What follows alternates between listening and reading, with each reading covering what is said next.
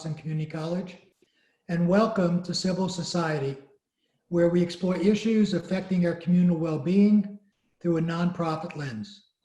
We're proud partners of ACC TV, but given the COVID-19 that we're all experiencing, we're going virtual for our fourth season.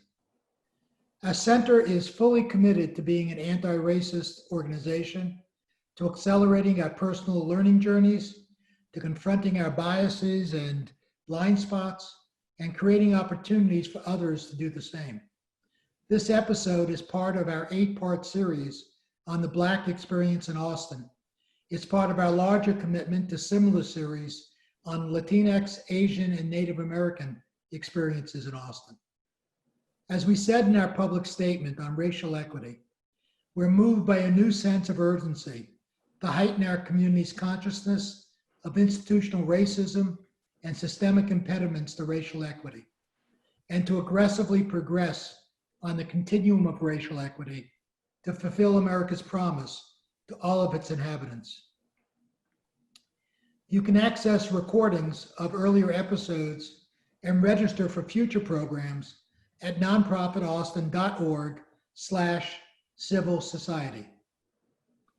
My guest today is Khayree Williams, the founding director of the Truth, Racial Healing, and Transformation Campus Center at Austin Community College, which is one of only 10 such centers established by the Association of American Colleges and Universities. And we're especially proud that it's the only one at a community college and the only one in Texas. The center that Khayree heads is part of a multi-year initiative to educate, prepare, and inspire the next generation of leaders to break down racial hierarchies. The center is charged with creating a community where race, ethnicity, and other human differences are no longer predictors of success and well-being in any sector of our community. This includes the elimination of barriers such as policies, practices, attitudes, and cultural messages that reinforce differential outcomes by race. Hired in December 2019 to be the center's founding director, Khayree has enjoyed a higher education career that has combined his passion and purpose for serving underrepresented students at colleges and universities for more than a decade. His experiences span residential life, student organizations, and Greek life support and diversity and inclusion work.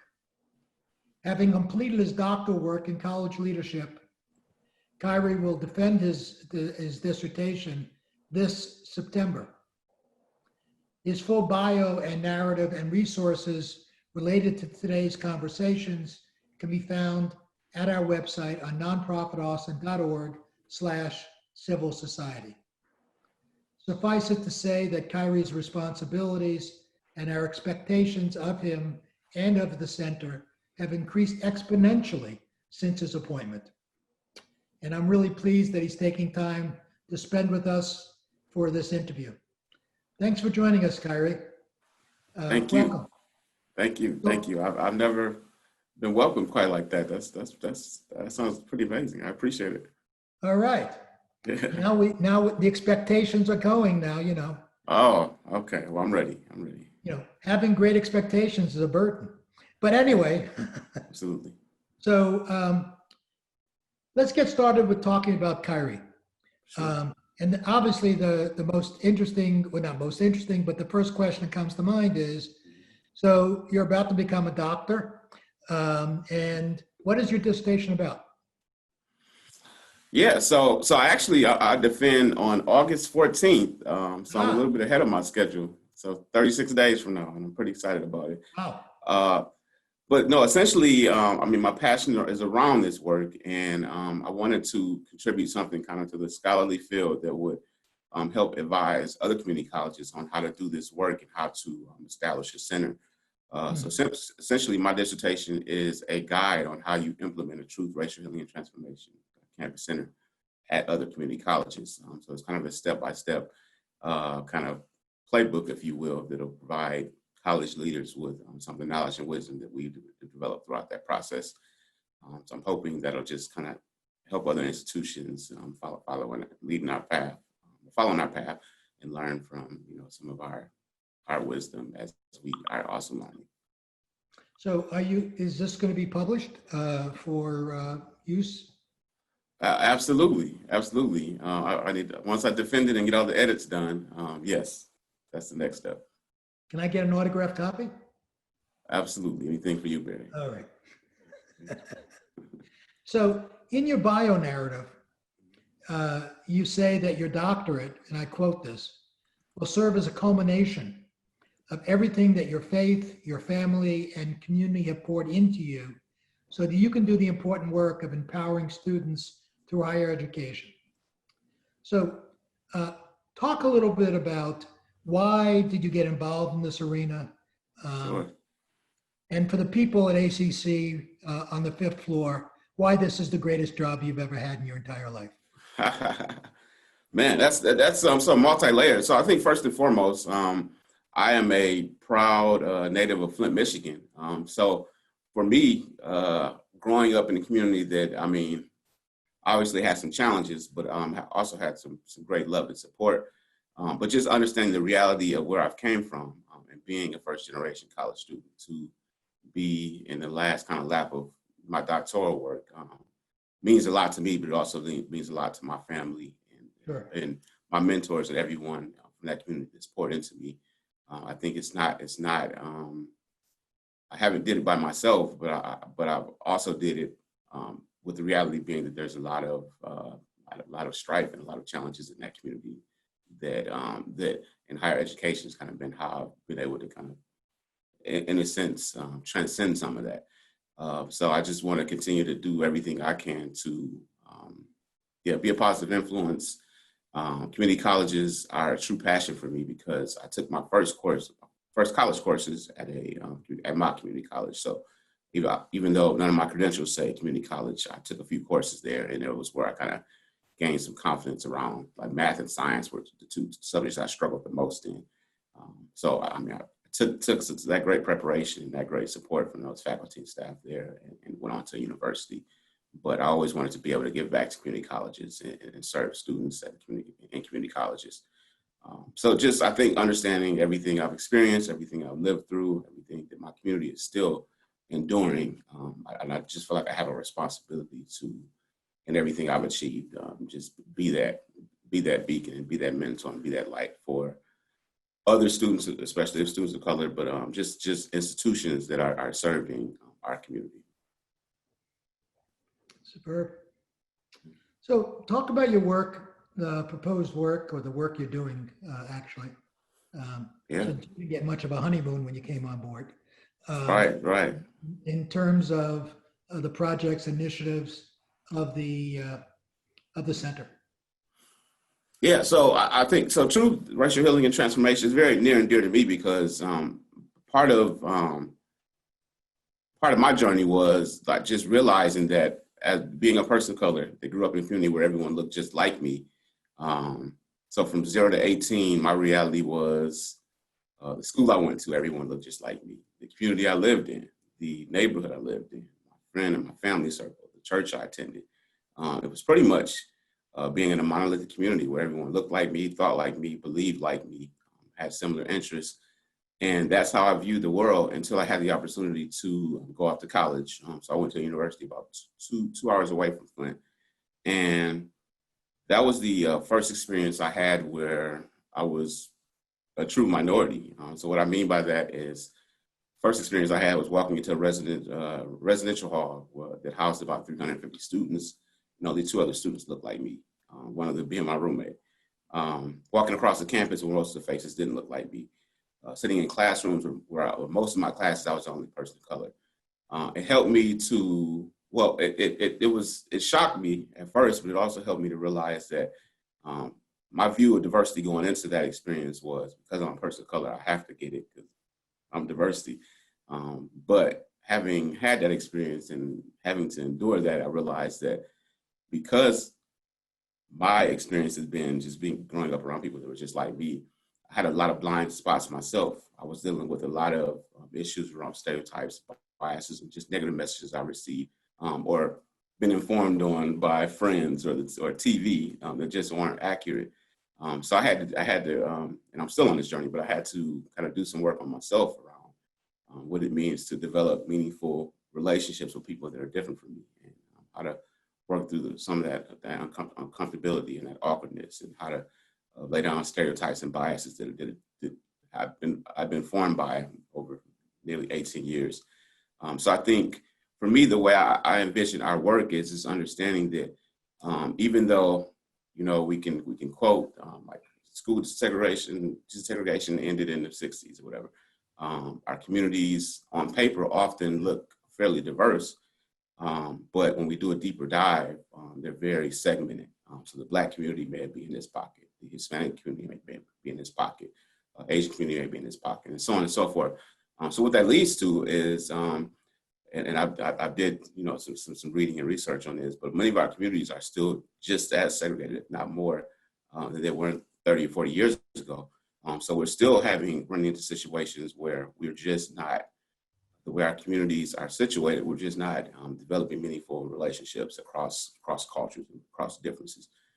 So sometimes, and it's not everyone's experience, but sometimes when our students come to a place like Austin Community College, that may be the first time where they're having to be in true community with people that are different from them, and develop relationships and have meaningful interactions.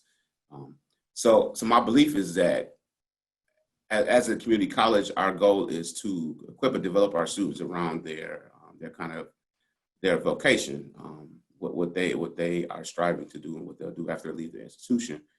And we want them to be amazing nurses, or journalists, or teachers, or auto mechanics, or jewelry makers, or sign language interpreters. We want them to be the best and brightest in that field.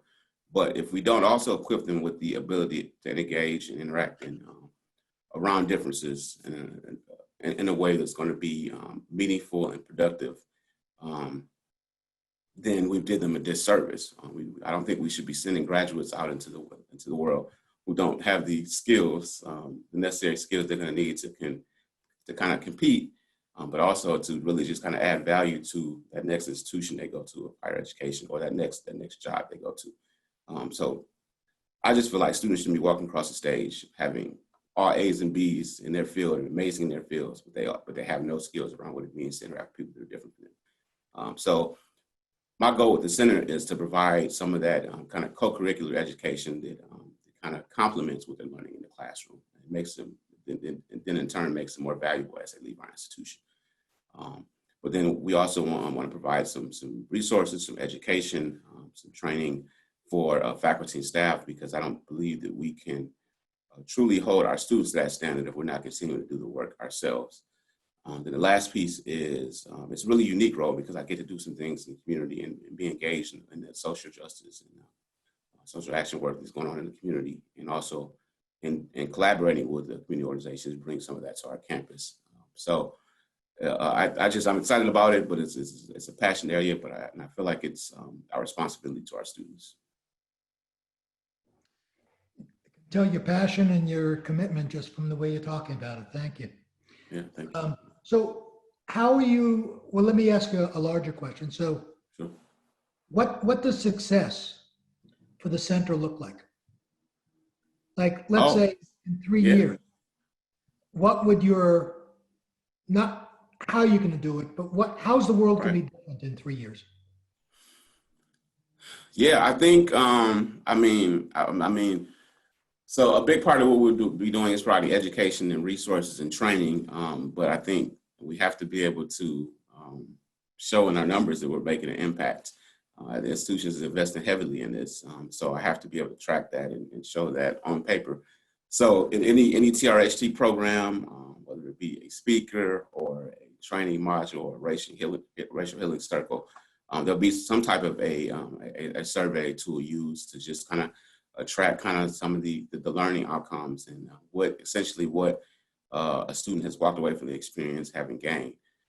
So anecdotally, I want to say that ACC would just feel like a more welcoming community to all students. But then in terms of actual physical, tangible things, I want to be able to show in my tracking that students have learned these competencies by coming through this come to this programming and feel like they're even better equipped to engage around these issues, especially as they're leading the ACC.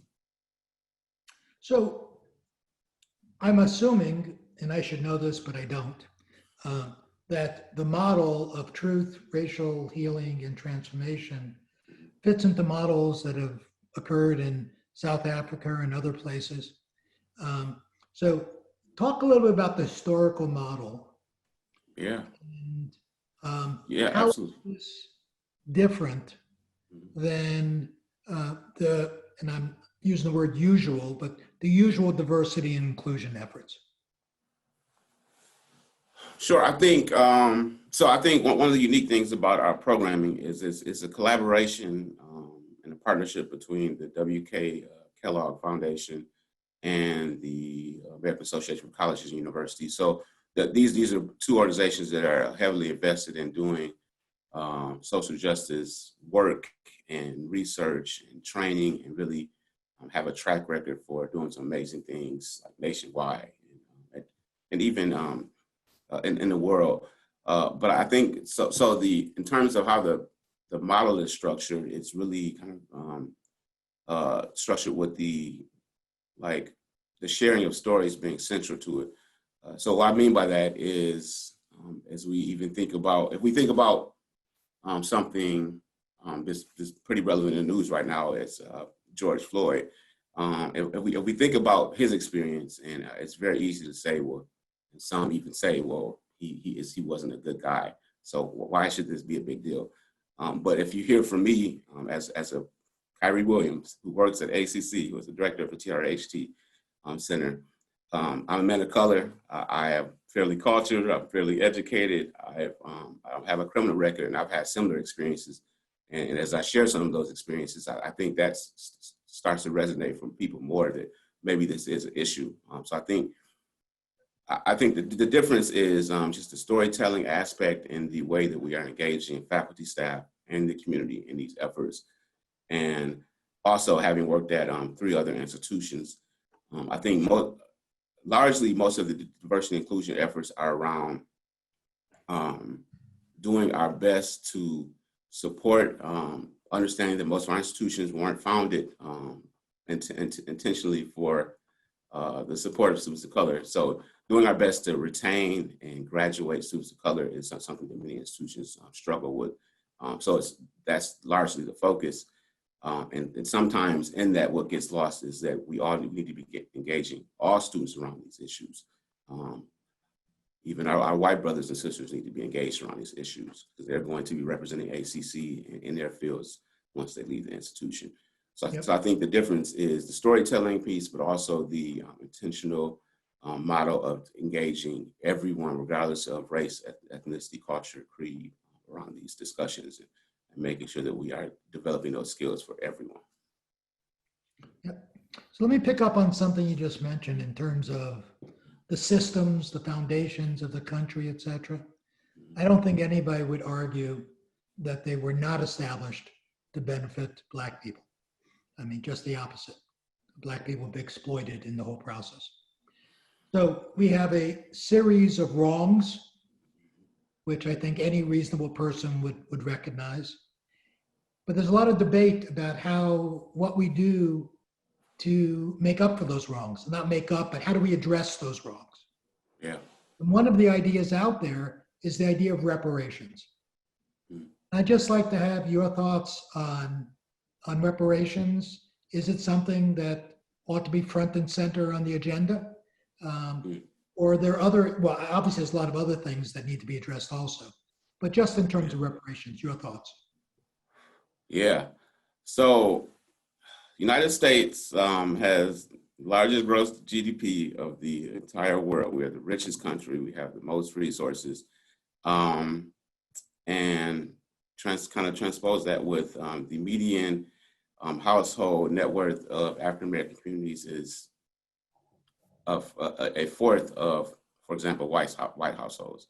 I mean, we have we understand the history, and it's not a easy conversation to have. But I think the reality, at least from my perspective, is that even though that was however many years ago, the economic impacts are still resonating in the Black community. So I think, and as we think about the history of reparations, we, in terms of the Japanese internment camps, in terms of how we have, the country has worked to provide reparations for our indigenous brothers and sisters, we have had a history of trying to kind of right those wrongs. Has that been the best system? No. So I guess my thoughts on it are, I feel like the African American community is still being impacted by those years and years of enslavement. But I think, from my perspective, if we were to hand out money, I don't think that truly solves the problem. I think that the issue is the systematic racism that still bubbles up in education and healthcare and housing, so on and so forth. So, in criminal justice. So if we don't fix and address those systems, then I think that the money won't truly fix the problem. So I think that there should be some efforts to right those wrongs, but I think it has to be more expansive than just money. Yeah.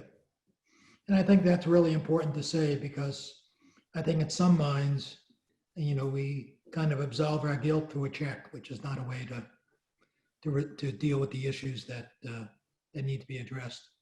So right now, it appears that we are in a period of racial reawakening.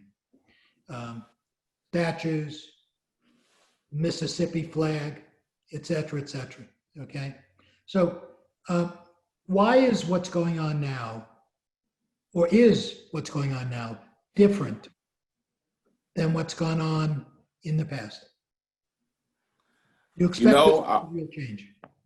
Yeah, no, I'm still a fairly young guy, so much younger than me. Go ahead.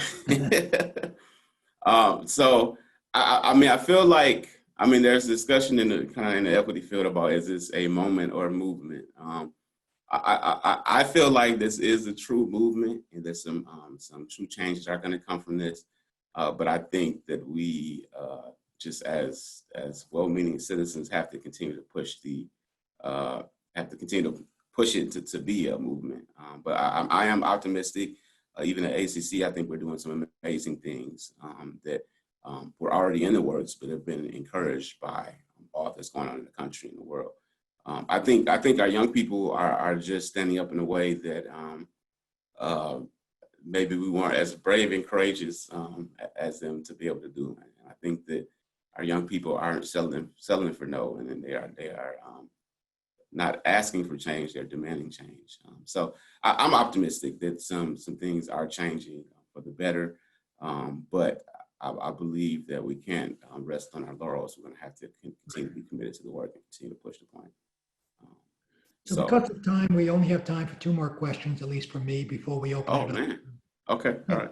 How can I, as a member of the community, outside of ACC, because most of our viewers are outside of ACC, be of help to you in your work? Yeah. So I think from my perspective, we all have our kind of spheres or circles of influence, whether it's our community we live in, a church we attend, our friend, our family group. I think if we're honest, we all know that there are some problematic people and some people that we are near and dear to us that we love, that have some problematic ideas around race, racism, this whole conversation.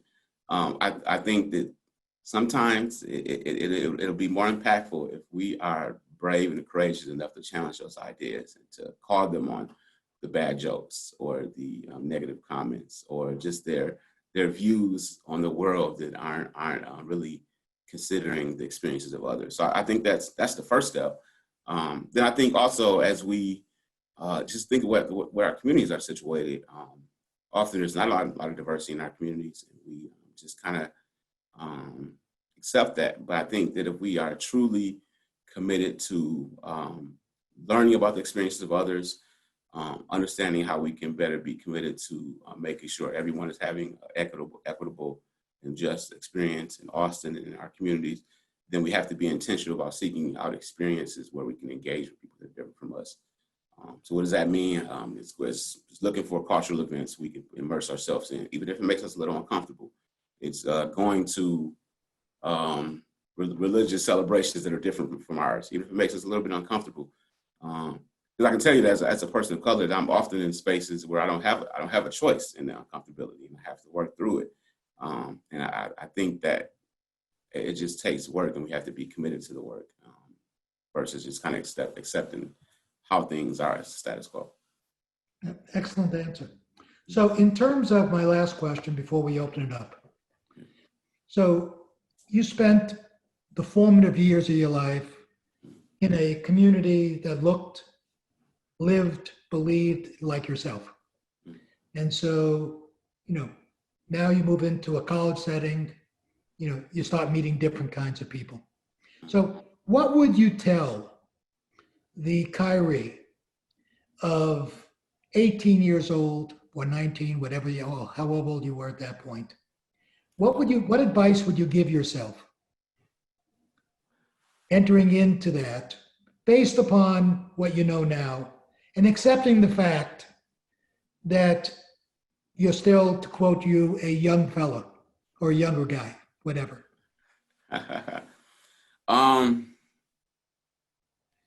I think I would just say embrace being uncomfortable. I think great growth and great lessons come from it. I think I would also say just follow your passions. I started out kind of as a business major because in my mind, I could make a lot of money that way. But I did an internship with General Motors. I did an internship with Target, and I was making really good money. And I would be making more money now than I am today had I stayed with that, but it just wasn't fulfilling for me. So I just said, follow your passions. Because it took me a while to figure out what I was, to really accept what I was passionate about and follow it.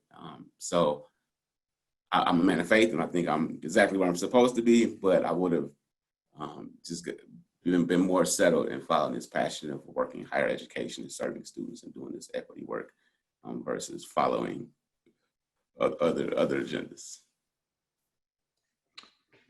Great.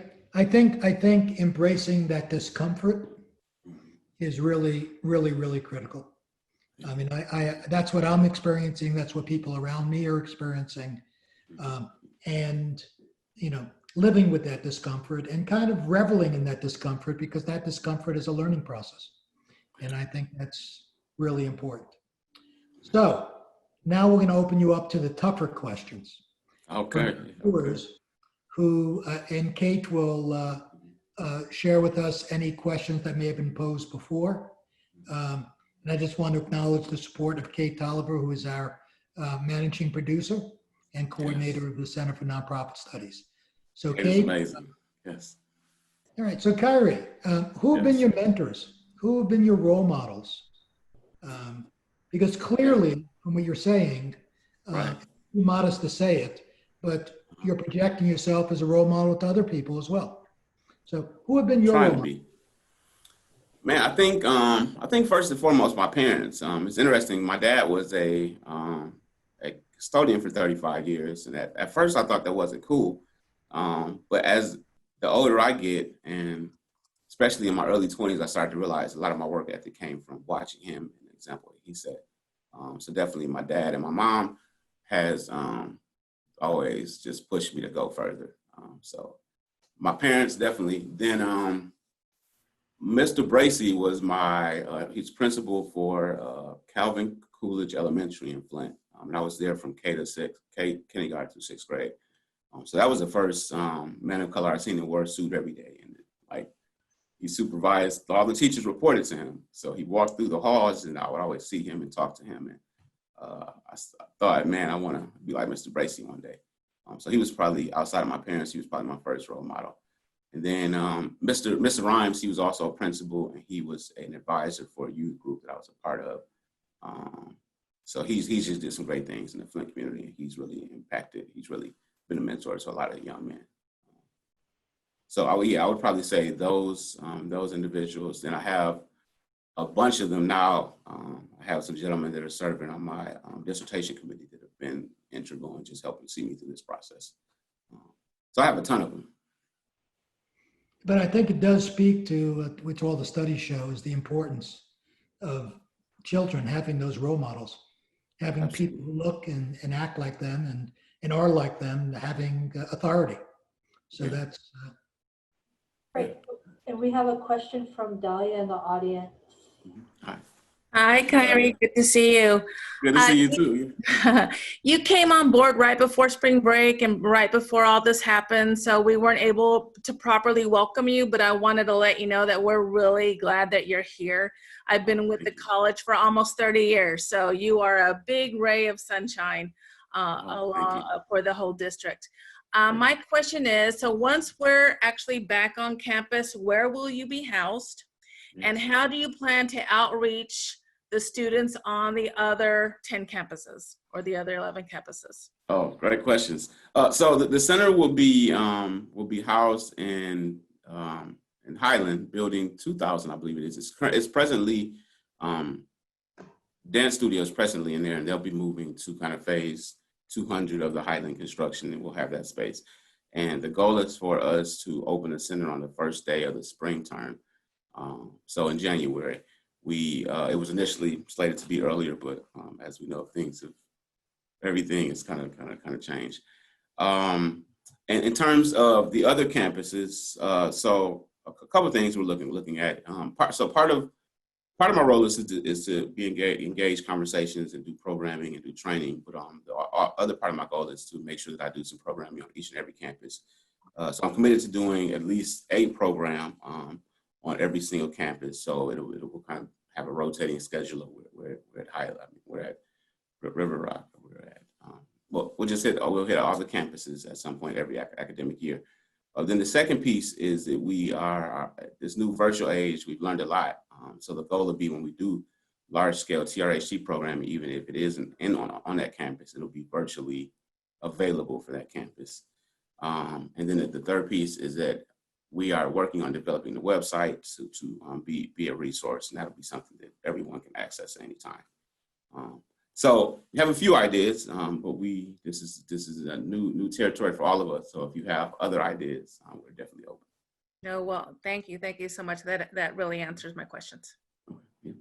so.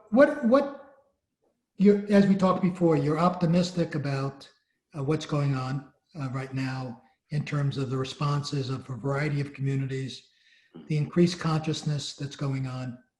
So what is your projection about where we're going as a country right now?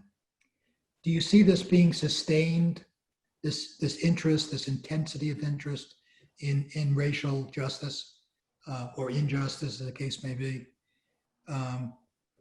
Where do you see it going? I think only if we continue to hold our leaders to the fire, so to speak. Like I think that if the protests die down and the outrage on social media and we're now putting pressures on the kind of economic bottom line, then it in some ways it will go away. So I think that we just have to continue to just push for equality and social justice, because I think it's so deep rooted. I think as most of us are probably like-minded and say that there's definitely some issues, but I don't think that everyone is truly at the table with that understanding of that belief. So I think that institutions like ACC and companies that you all are affiliated with, we have to continue to have these conversations and get a better understanding of how different groups are being impacted in different ways by some of these policies, these practices, and these laws. So I think that we just have to continue to have more conversations, provide more education, and get more understanding, because there are some people that don't agree that racism is even a thing. Yeah. Some of them are in high public office.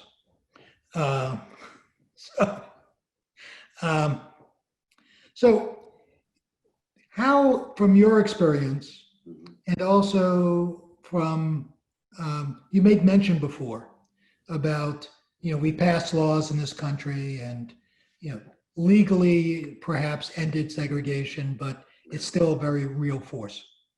And to some extent, Austin is often described as a very divided city economically and racially. So how has that changed from your perspective, from your parents' perspective, um, in terms of gotten better? Is it all been just a PR job? I mean, has there really been a change? And what's your perspective on that?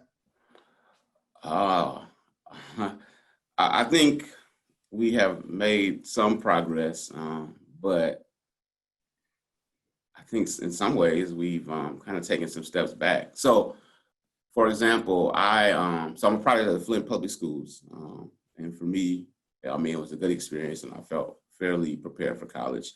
But one of my jobs that I served in Grand Rapids was, I would say, diversity trainer for this small nonprofit, and I got to engage with some high schools and middle schools around these topics.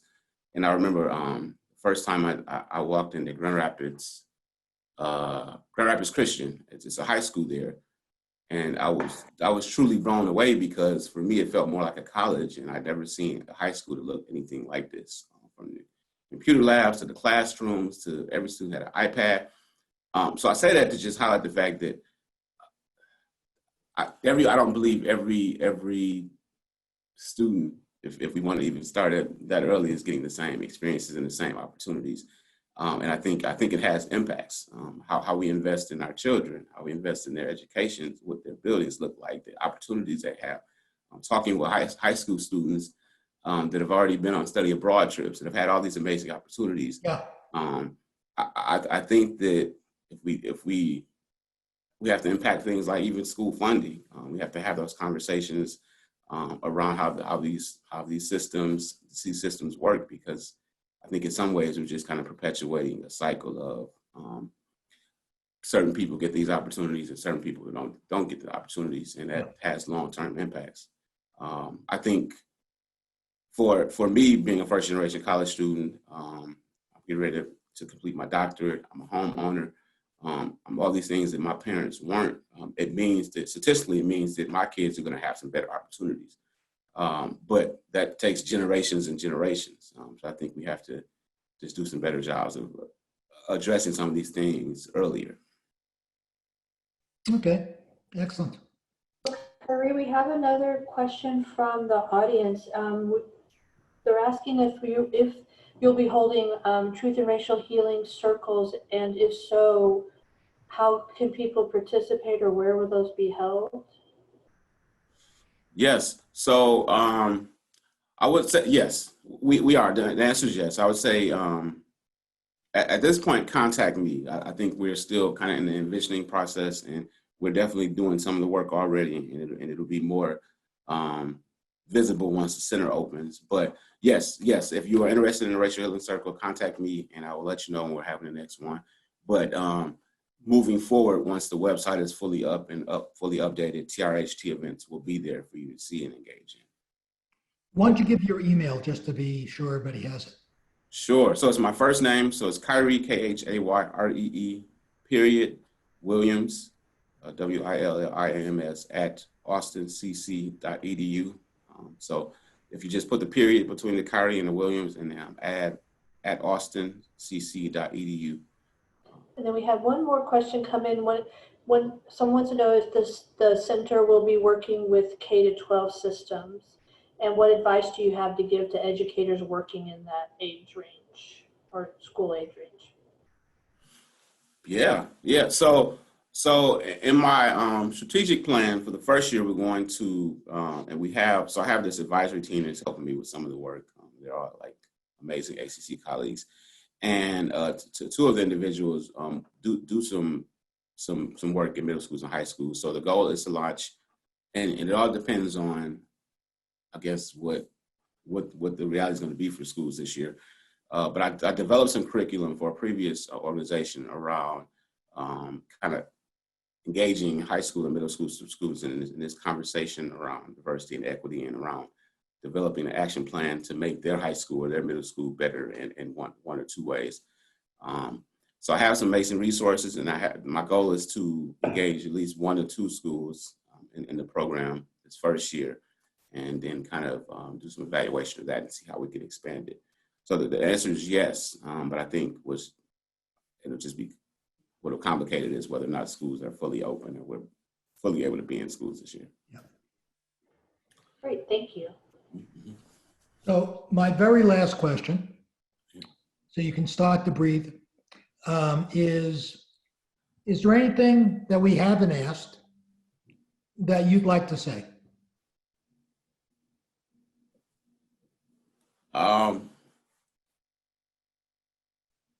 No, I mean, there's a lot of people on here. So what organizations are represented? That's the only thing I've been curious about as I was talking. Yeah, we can provide you that information afterwards. Yeah. Okay. Yeah, no, I think you've asked some great questions. I'm good. I just want to make sure everyone attending has got what they needed from this experience. Then in closing, I want to reiterate what Dahlia said, because we work right now down the hall from each other when we worked in the building. And it's really a pleasure to have you on board. From what I've seen, I mean, you've got everything it takes to be successful. You've got the college's support. You've got your own dynamism and so forth. And I welcome you aboard, as I've done before, as a colleague, and we look forward to working together. So Well, I appreciate it. There was another question that popped up in the chat. I don't know if you want sure. to get to that. Yeah, please. Yeah. So you got it? Okay. I saw it quickly, but if you want to read it. Okay, so the question is, will you be developing required professional development for ACC? Yes. So Dr. Rhodes, Dr. Cook, our senior leaders I propose this idea that faculty and staff already have to engage in 12 hours of professional development every year. So why don't we make 3 or 4 of those hours THRT or equity kind of professional development? And they said, let's do it. So I'll be in conversations with Mr. Larry Davis, our new chief equity officer. And actually, we have a meeting tomorrow. But that's not policy yet, but it's coming. We're just going to work on what that looks like, roll it out. So yes, that's coming. Then also, as we're onboarding new staff and faculty, I shared that I really feel like we need to be, in a sense, indoctrinating them into our ACC values around equity and social justice. So we're going to be looking at how we can implement some training into the new staff and new faculty orientation as well. So these are all things we're working on. They're not implemented yet, but they're coming. Yeah, and I just also want to mention, and thank you very much, Khayree, for being with us today, that we'll be implementing some of the work that Khayree is doing into the Center for Nonprofit Studies programming as well. So we will keep everybody apprised of those collaborations and opportunities to participate. Yeah, I'm excited. So let me bring us to a close by thanking everybody for watching and participating in this episode of Civil Society. And I want to again thank Kate Tolliver, our managing producer, for her support. You can read more about Khayree and about the Truth, Racial Healing, and Transformation Campus Center at ACC and the issues we just discussed, and view previous and future episodes of Civil Society at nonprofitaustin.org/civil society. And again, thank you all for taking your time and being with us. Thank you. And I wish you, and again, Khayree, thank you. And I wish you all a great day.